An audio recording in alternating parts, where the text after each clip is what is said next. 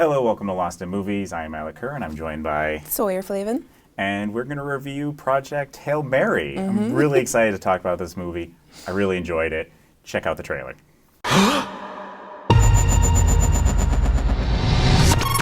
Please state your name. Ryland Grace. I just woke up from a coma. I'm several light years from my apartment. And I'm not an astronaut. I'm not an astronaut. I'm not an astronaut. If you don't go, you die. With the rest of us. The sun Is dying. You are the only scientist who might know what this says. I'm just a teacher at Grover Cleveland Middle. You have a doctorate in molecular biology. I need you to come with us. This is Project Hail Mary.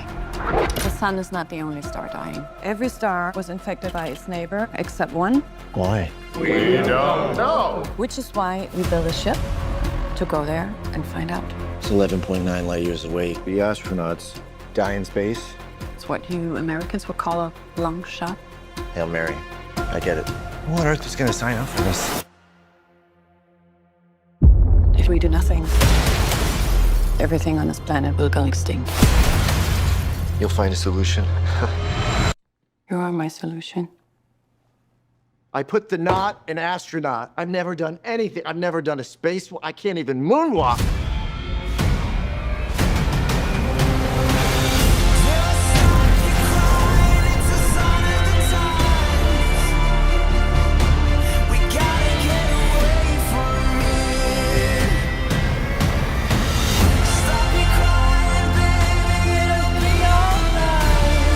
I understand the stakes. I do. But my place is in the classroom. The world is counting on you. This might be very hard for you to understand. But some people are not good at things. You know who you are. You're gonna do great. I conquered zero G in 5 hours. Yeah! Object approaching. Oh my God.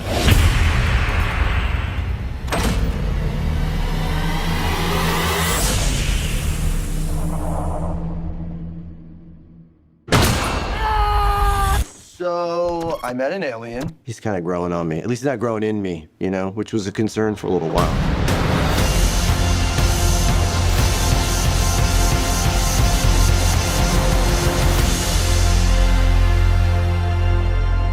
I'm Grace. I'm gonna call you Rocky. Thumbs up. No, that's thumbs down. We do the thumbs up. It's close enough. I kind of was sitting on this movie for a little bit, and then I saw the trailer finally, and I was like, okay, this looks great. I'm excited to watch it, and I don't know if I was just in the right mood for it to take me in this way. I was crying like through the entire movie, like a lot, and it's not because it's super sad. I think it's just because so many of the emotions were just really, really big. So like when it was a happy emotion, it was a huge happy emotion. And so I was just so overwhelmed by this movie that I was just like the entire time I was like, like. it did a great job of hitting home emotionally. Yeah. And I saw it Friday afternoon, and it was all like an older crowd, and I was the only one that was like laughing like really loud, and I was just like almost embarrassed how loud I was laughing because it's really funny too. I really like nonlinear storytelling, and so we meet the main character, Ryan Gosling. We don't know where he is. He doesn't know where he is. He's on a spaceship. He wakes up. He's disoriented. And so we're just as disoriented as he is. And then slowly through flashbacks, we find out who he is, why he's on this mission. It's a mission to save the sun. There's a lot of science mumbo jumbo that doesn't really make any sense. But they explain it enough that you understand it and it makes sense in the context of the movie. And this isn't really a spoiler because it's pretty or happens pretty early on in the movie. He meets a little alien, and they form this friendship, and it's this beautiful story about friendship, and it's just so charming and lovely, and I I loved it so much. Yeah, it was honestly such an amazing movie. I went into it blind because last time we spoke, I had said that I stopped watching trailers. Yeah. So I knew it was Ryan Gosling. I knew it was in space. Yeah. And that was the only thing I knew about the movie. And to, begin the movie with such disorientation was so fun because you're, like you said, you're learning along with him. And one of the funny moments in the beginning where he points out some high-tech equipment and he's like, how do I know that? Am I smart?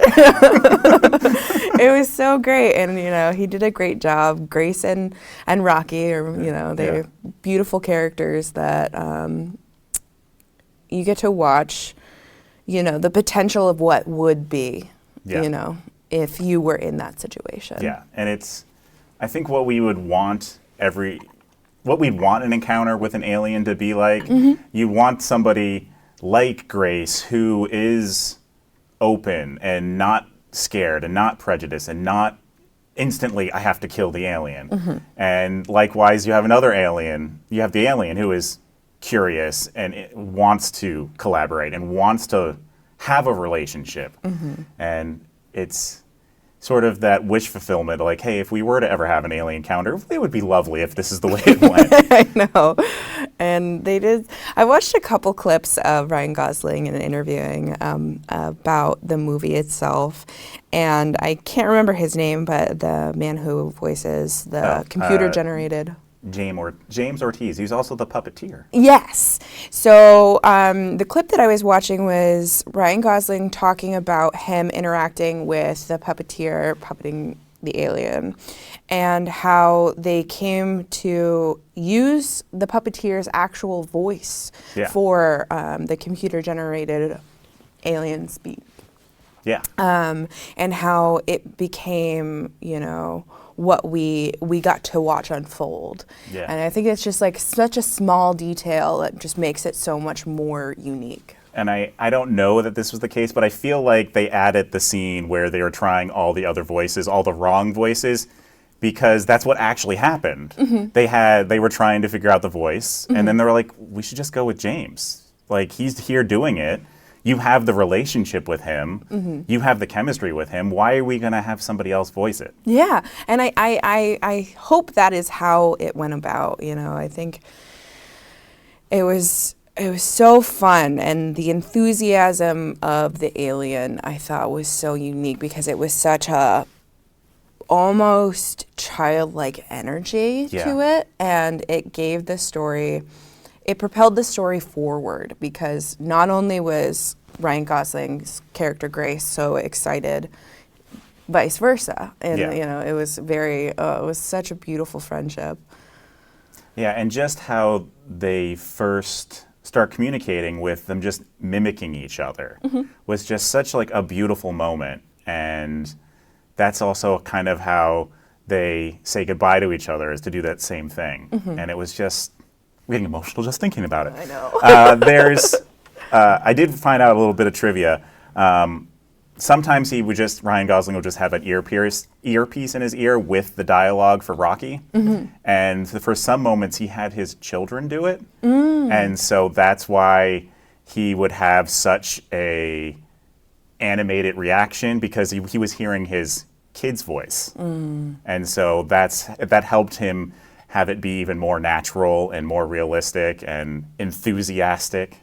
Oh wow, that's beautiful. It's not only a story of friendship, but that adds a bit of family to it. Yeah, and it's cool. Yeah, and what I really love about this is it's a journey where you're taken through the entire process of him learning who he is, learning what his mission is, trying to figure out how to solve this problem, and then having somebody else there to bounce ideas off of. And you don't have a lot of movies that really break that stuff down in a way that isn't dry or dense or heavy. Like, this is very science heavy at times, but because it is Ryan Gosling, and he is so funny and so charismatic, and so is Rocky, I think it makes it palatable in a way that another film might feel too heavy.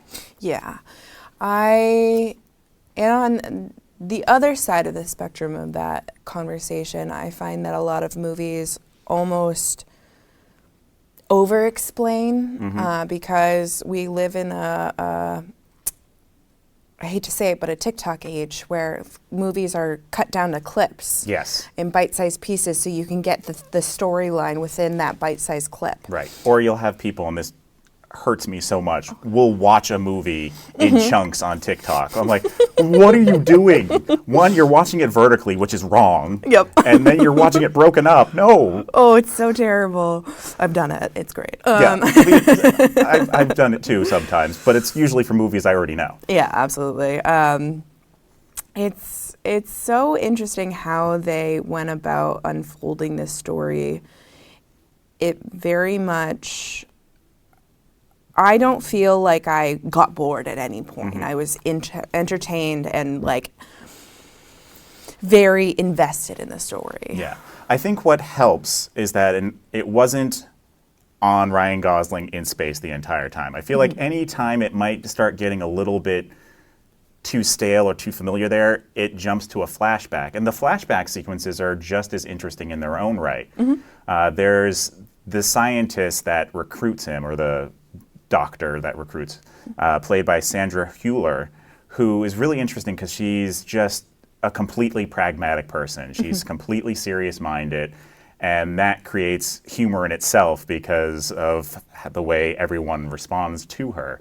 And there's a really beautiful scene where she even admits, I don't connect with people, I don't do the camaraderie thing, but she allows herself to sing karaoke.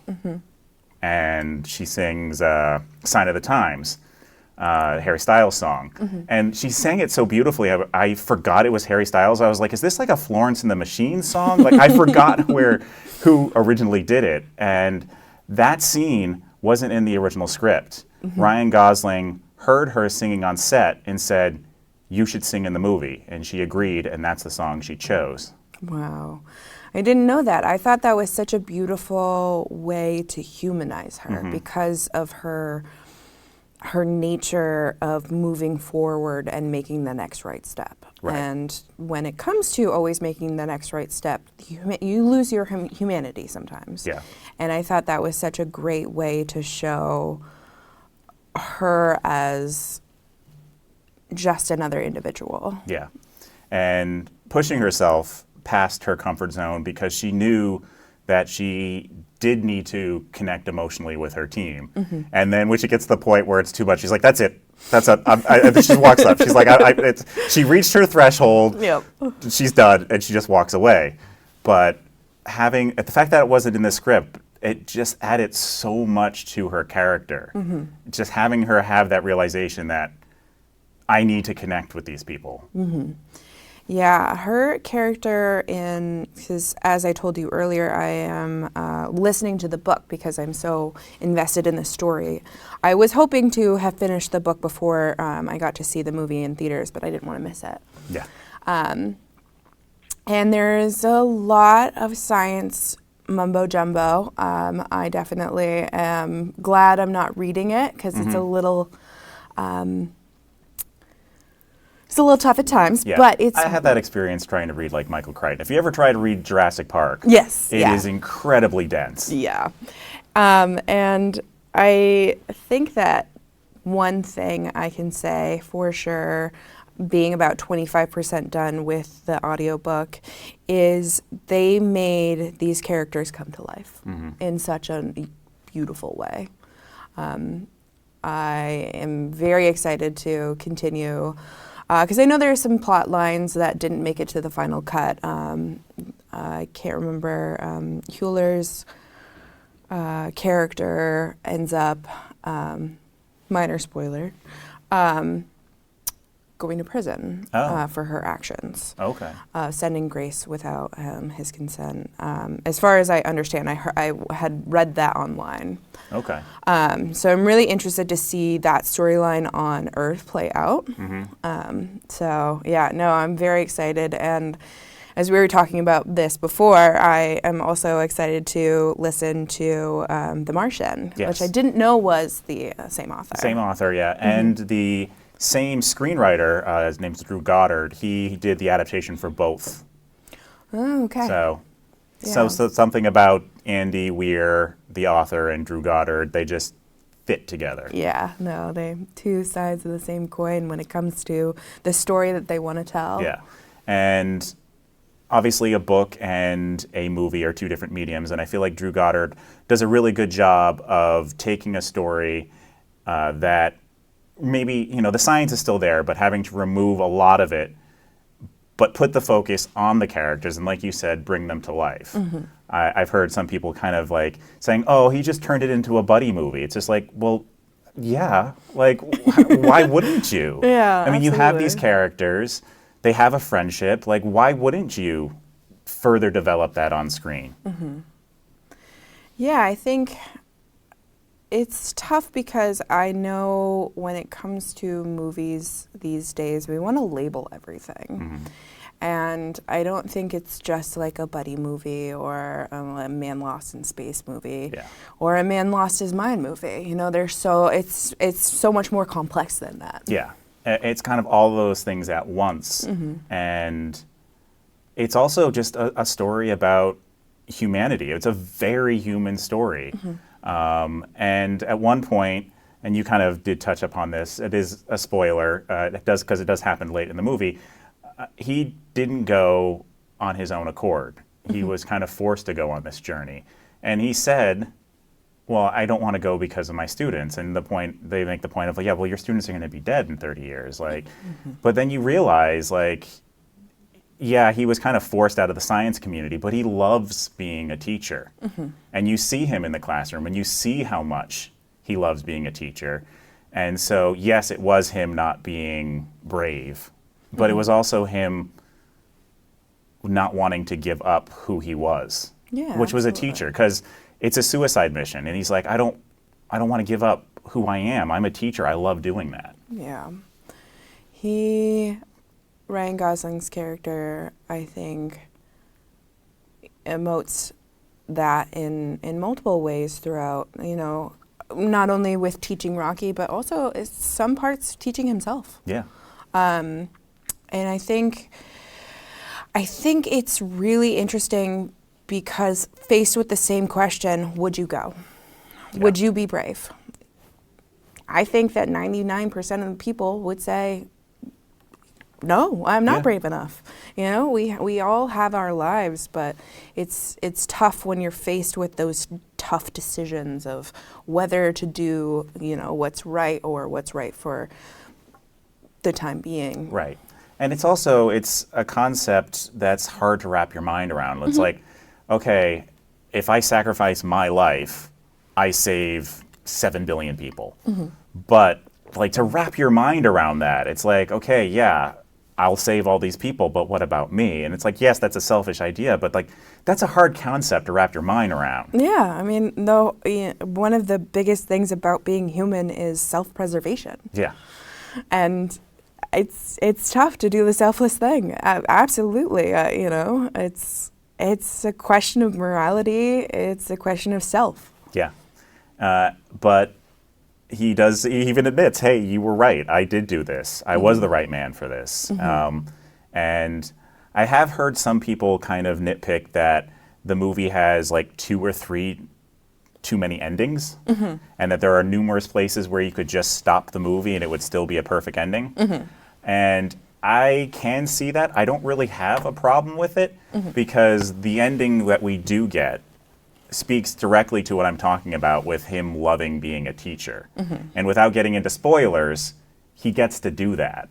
And Absolutely. it's so beautiful. It's so cool. It's so, I think it was, in my opinion, the perfect ending, because, it's not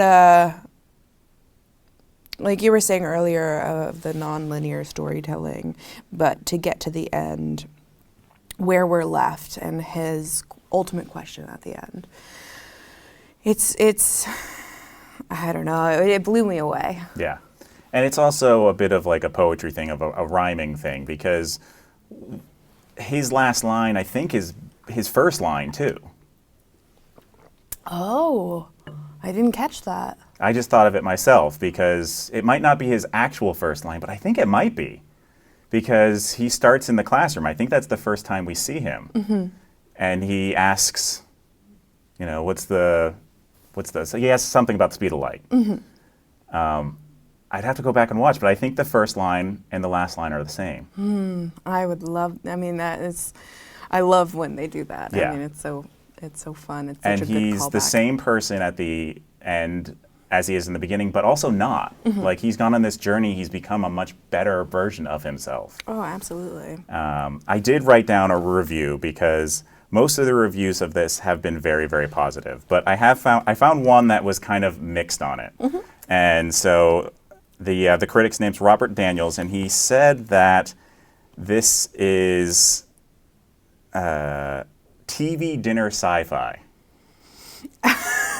And that Okay. there's a slight warmth to the reheated meal that elicits a few tears and even a hint of overcooked cellophane.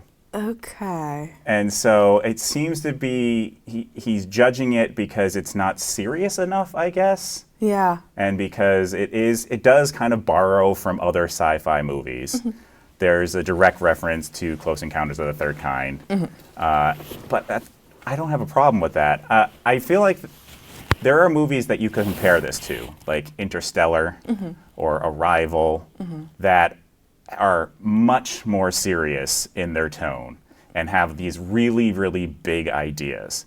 And I think all three of those movies, this movie that we're talking about, those other two, are great movies in their own right. But I feel like some people are like, well, because this movie isn't as heavy and deep and profound as Interstellar or Arrival, it's not as good. And I think it's this idea that if a movie is a crowd pleaser and it's trying to be popular, it's not good. Yeah. And it's just kind of a snobbery, and I loved this movie. Like, it was one of those movies, as I'm watching, I'm like, oh my God, this is such a great movie. And there was no point where it misstepped. Like, because sometimes you're watching a movie like, this is so great, please don't misstep, please don't misstep. And then sometimes it does, and you're like, oh, well, it was a great movie, now it's just a good movie. And that never happened for me with this movie. Yeah, I think it's so tough because you, without giving any spoilers, there are some comedic moments, but I think that shows a lot to do with human nature. Yeah. And I think that humanizing his character and his storyline help to ingrain you into the movie and keep you like centered on it. Yeah. And I agree. I don't think there were any missteps for me. I think the entire time I was like, what's happening next? What are we doing? Yeah. Where are we going?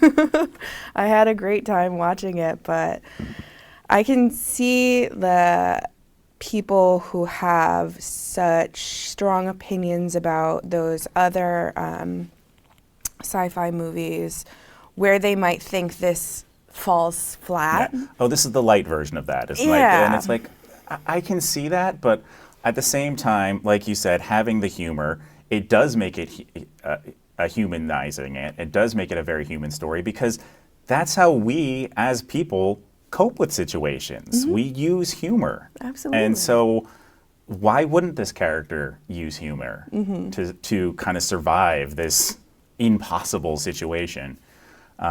So yeah,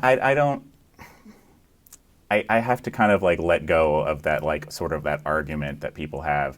I read some comments on a review that was very negative that said, yeah, oh yeah, the minute Rocky showed up, oh, couldn't stand the movie. So cheesy, so cringe. It's like, Oh, no. okay, but that's the beauty of the story. It's this story of communication and friendship. And how do we communicate when we don't have a shared language? Yeah. I find that when people have those views, it's tough not to get defensive or, because or really like not want to defend the storyline itself because I hold so much value in it as a story. Yeah. I have a hard time. I can find one of the things a friend and I have recently talked about is finding the beauty in everyone. I don't find people unattractive, and the things that make people different I find beautiful. And I think that's the same way I view stories. And if a story keeps me like attent and like, you know, continues through in a way that speaks to me, I think it's good in its own right. It doesn't have to be so deep, you know? It doesn't have to be and there is those movies. This urge to compare things, but it is sort of an apples and oranges thing. Like, yes, is this similar to something like Interstellar? Yeah, sure, it is. It has similar story beats, but just because it's different doesn't mean it's worse or it's bad. And there's just, I feel like, and I say this as somebody who has written reviews for a long time, I feel a lot of critics are so focused on analyzing and trying to critique, and I've fallen into this to myself, that you forget to just enjoy a movie and let a movie kind of take you on a journey. And this is a movie that does take you on a journey.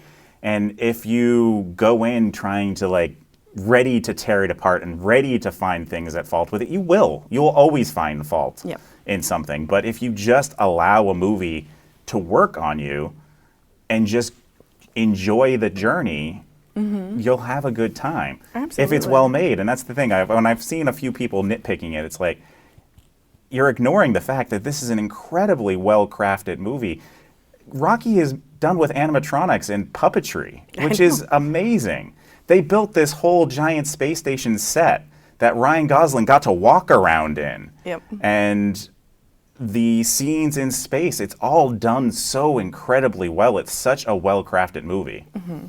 Yeah, when I found out that they didn't use green screens and it didn't fall into the trap of overuse of CGI, I immediately was like ready to buy my ticket because that in itself is so unheard of these days.